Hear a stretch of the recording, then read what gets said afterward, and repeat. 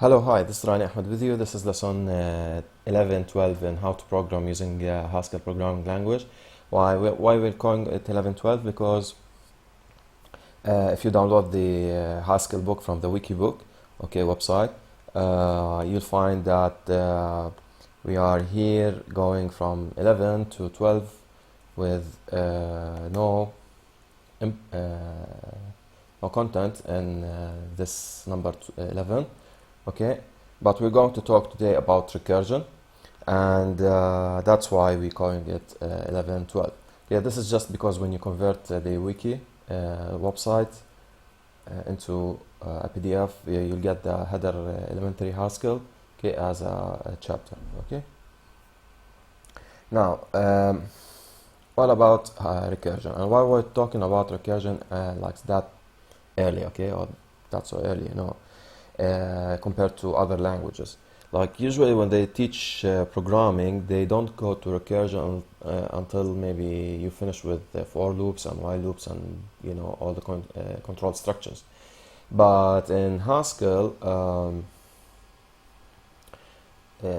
because we're talking about functional programming, that's why we talk about recursion this early. Okay, now what's recursion? Recursion is a matter of a function having some input to solve itself, to give you the value or the result of this function. The value, to get it, you will have to call the function itself with another value with some sequence or some sort of condition. Okay, let's see what I mean here. Like the best example about this is if the factorial mathematical operator or function, it has this symbol, the exclamation mark, and when you say factorial of 0, it gives you 1, but when you have a factorial of, for example, not necessarily 5, it will be the multiplication from 1 till 5, like what you see, 1, 2, 3, 4, 5, all are multiplied, so this is factorial of 5. And for example, if you talk about factorial of 6, it will be from 1 till 6 all multiplied. If you're talking about 7, and so on, so on, so on.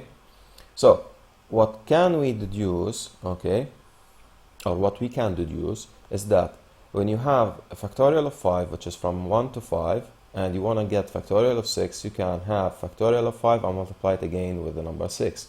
So this is how you get it.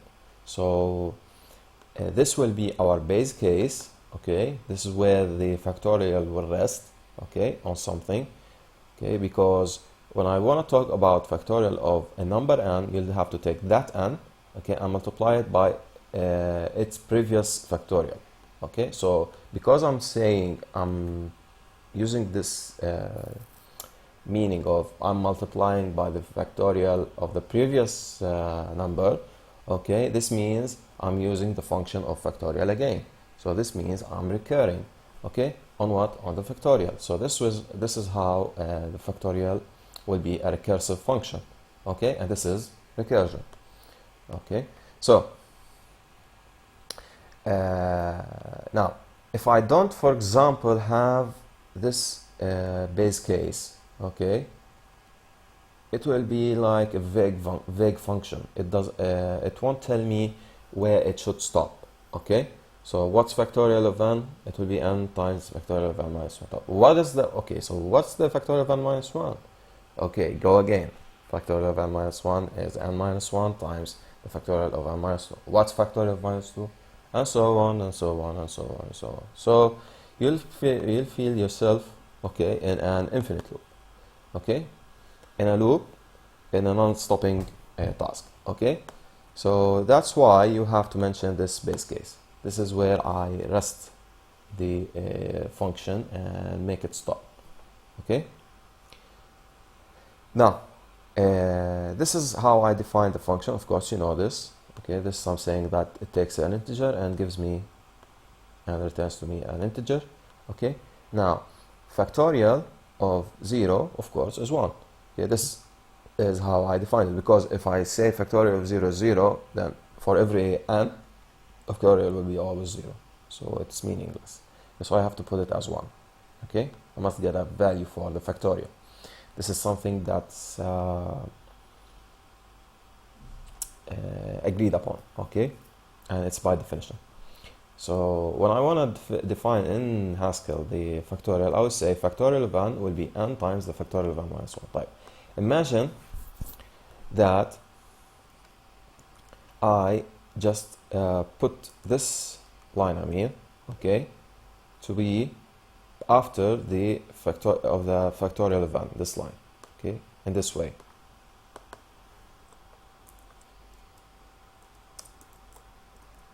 This is an infinite loop, okay, because if you put n, you need to define what's n minus 1, okay? I mean, what's the factorial of n minus 1, like what we have just said, okay? So you must put this on the top, okay? Now, so as usual, just in a matter of a main function, and you print it out and we build it, okay? Now let's build the application.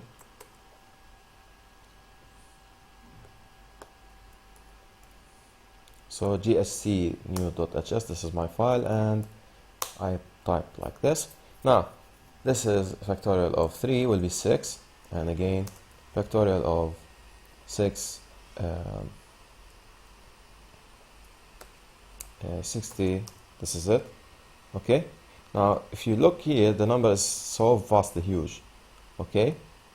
Now let's say, and I want to make it like 6,000, doesn't matter, okay? See, it will go that far in the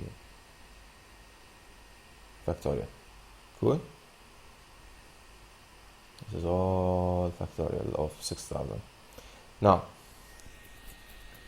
imagine that I change the type from integer till int.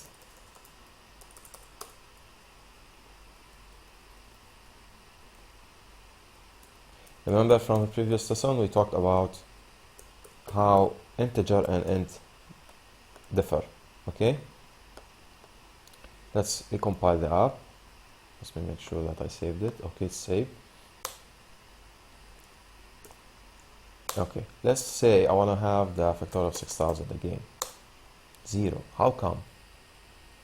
That's because this processor, my processor, is a 64-bit, but the number that I printed out there, okay, up there, is just like over the 64-bit, okay, space.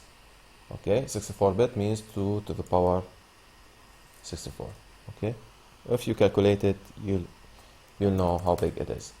Okay, so that's all about recursion. Try, for example, as an example, the Fibonacci, okay, function. Try to find it. This is a recursive function. Okay, now another way of writing the factorial will be this way. Now I did not run it, okay, but just understand it's the same, which means it's the product of the numbers in the list from 1 till n. Okay, so this is a shortcut or a shorthand in Haskell to put a series of numbers from 1 till n. Okay, and that's all. Okay, please subscribe to the channel just to get the new things that I post on my channel and be updated. Okay, I put so many important things in programming. Thanks for watching.